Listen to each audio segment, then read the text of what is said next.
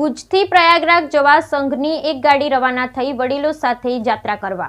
ભુજથી પ્રયાગરાજ સંઘની એક ગાડી રવાના થઈ યાત્રા કરવા। આ યાત્રાનો મુખ્ય હેતુ છે કે 144 વર્ષ પહેલા પ્રયાગરાજનો મેળો થયો। આ મેળામાં લાખો ભક્તો સ્નાન કરવા ઉમટી પડ્યા। સૌ પ્રથમવાર અમે પુષ્કર જઈ ત્યાં વિશ્વના પ્રખ્યાત એવા બ્રહ્મા મંદિરના દર્શન કર્યા। ત્યારબાદ યાત્રાનો સંઘ પ્રયાગરાજ ઉત્તર પ્રદેશ બાજુ નીકળી ગયો। સાંજે અમે ત્યાં પહોંચી ગયા। સાંજના રાત્રિનો અનુભવ અદ્ભુત હતો અને ત્યાં રાત્રે રોકાણ કર્યું હતું અને વહેલી સવારે અમે ત્યાં ત્રિવેણી સંગમમાં સ્નાન કર્યું। આ સ્નાન કરવાથી પાપનો નાશ થાય। સાધુ સંતોના દર્શન પણ કર્યા। રુદ્રાક્ષથી બનેલા શિવલિંગનો ભવ્ય પણ દર્શન કર્યા।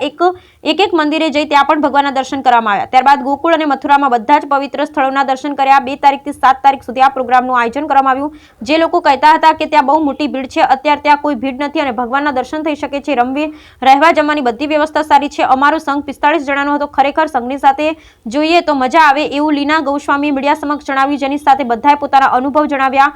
લીના કિરીટભાઈ ગોસ્વામી, રસીલાબેન કિરીટભાઈ ગોસ્વામી, મીનાબેન ધનસુખપુરી ગોસ્વામી, મણિબેન હરિલાલ પટેલ। Bureau report Rameshbhai Bhanushali. ઓમ નમો શિવાય। મારું નામ મણિબેન હરિલાલ પટેલ। હું અંજારથી આવી છું।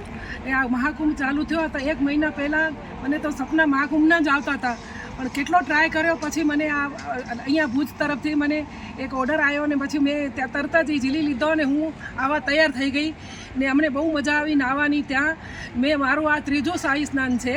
3જી વખત હું આવી છું। પહેલા વખત હું ઉજ્જૈનમાં મેં મહાકુંભ કર્યો, બીજી વખત મેં નાસિકમાં કર્યો, 3જી વખત અહીંયા પ્રયાગમાં કર્યો।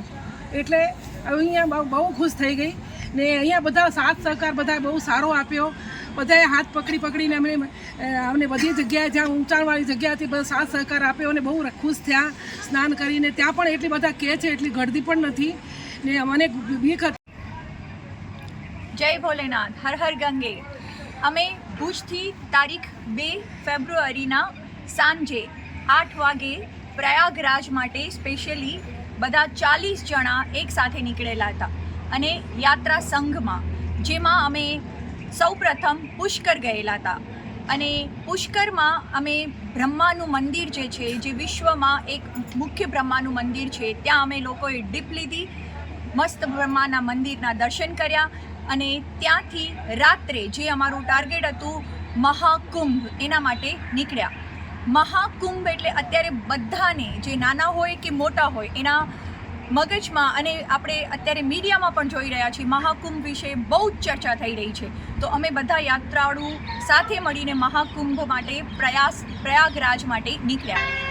સાંજના અમે લોકો ત્યાં પહોંચ્યા અને બધાને ખબર છે કે પ્રયાગરાજમાં જે ત્રિવેણી સંગમ એટલે કે ગંગા, યમુના અને સરસ્વતી નદીનો જે સંગમ થાય છે અને એનામાં સ્પેશિયલી જે ભૂગોળ, આપણે બધા આના મહિમા વિશે જાણીએ છીએ કે પૃથ્વી, ગુરુ અને જે ગ્રહો છે, જે એક સાથે પોતાના રેઝ, કિરણો જે ફેંકે છે અને આ પવિત્ર ભૂમિમાં પગ મૂકતા જ તમને એક બહુ આનંદનો અનુભવ થાય છે।